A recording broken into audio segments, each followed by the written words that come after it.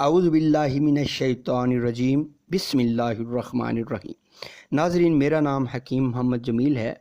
आज मैं आपकी खिदमत में इंतहाई खूबसूरत और सुन्नत नबवी सल्लल्लाहु अलैहि वसल्लम से जुड़ा हुआ मौजू लेकर हाज़िर खिदमत हूँ।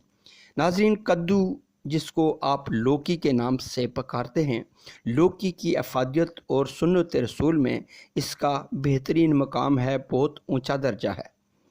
नाज़रीन, इसी हवाले से आज मैं आपसे बात करूंगा कद्दू यानी लौकी सुन्नत नबवी सल्लल्लाहु अलैहि वसल्लम और इसकी सेहत का ख़जाना। तारफ़ मैं आपको करवाता चलूँ, कद्दू जिसे आप उर्दू में लौकी या सफ़ेद फल भी कह सकते हैं और लोग कहते हैं, एक हल्की और सेहत बख्श सब्ज़ी है। नबी अकरीम सल्लल्लाहु अलैहि वसल्लम को कद्दू बे इंतहा पसंद था और आप सल्लल्लाहु अलैहि वसल्लम ने ख़ुद इसे तनावल फरमाया, जो इसे सुन्नत बना देता है।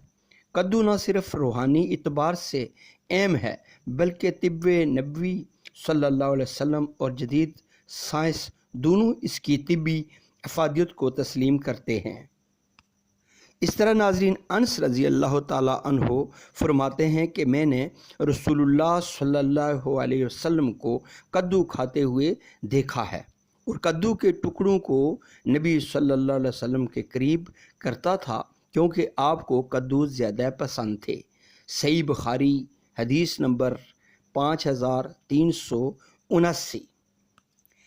नाज़रीन, ये हदीस इस बात का वाज़ेह सबूत है कि कद्दू खाना नबी करीम सल्लल्लाहु अलैहि वसल्लम की सुन्नत है।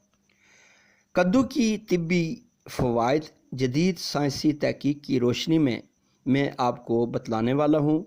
ग़िज़ाई अज्जा vitamin C, vitamin B6, potassium, magnesium, fibre और कम कैलोरीज़, ज़ीरो कोलेस्ट्रॉल।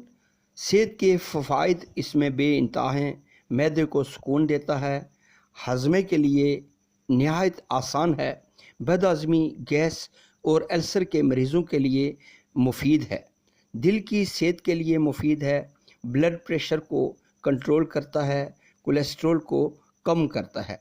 नाज़रीन, दिमाग को भी तक़वियत देता है, ज़हनी सुकून, नींद में बेहतरी, नस्यान के मरीज़ों के लिए मुफीद है। नाज़रीन, इसके अलावा वज़न को कम करने में मददगार साबित होता है। फ़ाइबर इसमें ज़्यादा मिक़दार में पाया जाता है और कैलोरीज़ कम होती है। मैदा भरा हुआ महसूस होता है। ये नाज़रीन गर्मी से बचाता है, जिस्म को ठंडक फराहम करता है। यरकान और पेशाब की जलन में बेइंतहा मुफीद है। नाज़रीन, कद्दू का इस्तेमाल आप कैसे कर सकते हैं? कद्दू की सब्ज़ी बनाकर खा सकते हैं बग़ैर मिर्च और मसाले के। कद्दू का रायता या सूप भी इस्तेमाल कर सकते हैं। कद्दू का जूस भी पिया जा सकता है, बेहद फ़ायदेमंद है। आखिर में रूहानी पैगाम मैं आपको देना चाहता हूँ, कद्दू सिर्फ़ जिस्मानी सेहत का ख़जाना नहीं, बल्कि नबी अकरीम सल्लल्लाहु अलैहि वसल्लम की सुन्नत भी है। जब हम इसे खाते हैं तो हमें न सिर्फ ताकत मिलती है, बल्कि सुन्नत पर अमल करने का रूहानी सुकून भी हासिल होता है। कद्दू एक हल्की, मुफीद और सुन्नत के दर्जे पर फायर ग़िज़ा है। हमें इसे अपनी खुराक का हिस्सा बनाना चाहिए ताकि हम जिस्मानी और रूहानी दोनों फ़ायदे हासिल कर सकें। नाज़रीन, इसी के साथ मैं आपसे इजाज़त चाहूँगा। अल्लाह हाफ़िज़।